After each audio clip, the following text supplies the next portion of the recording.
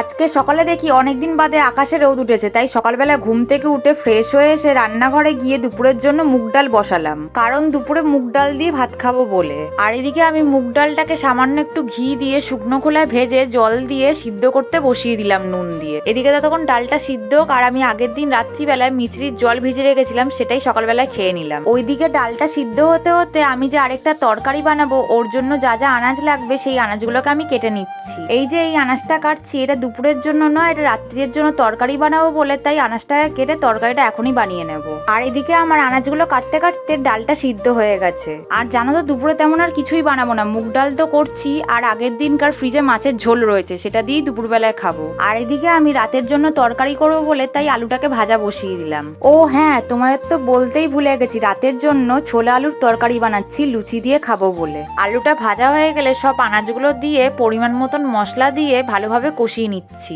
মশলাটা যাতে কড়াইতে লেগে না যায়, তাই একটু হালকা জল দিয়ে তেল না ছাড়া অবধি ভালোভাবে কষিয়ে নিয়ে তারপরে যে সিদ্ধ করে রাখা যে ছোলাটা ছিল সেই ছোলাটাকে দিয়ে দিলাম। এদিকে তরকারিটা চাপিয়ে দিয়ে দেখি বেসিনে বাসন পড়ে, তাই বাসনগুলোকে ঝটপট মেজে নিয়ে বাসনগুলোকে ধুয়ে বাসনের রেখে রেখে দিলাম। আর এদিকে বাসন মাজা কমপ্লিট করে দেখি তরকারিটা হয়ে গেছে। তো চলো আজকের মতন ব্লগ এখানেই শেষ করছি, দেখা হচ্ছে অন্য কোনো ব্লগে, ততক্ষণ টাটা।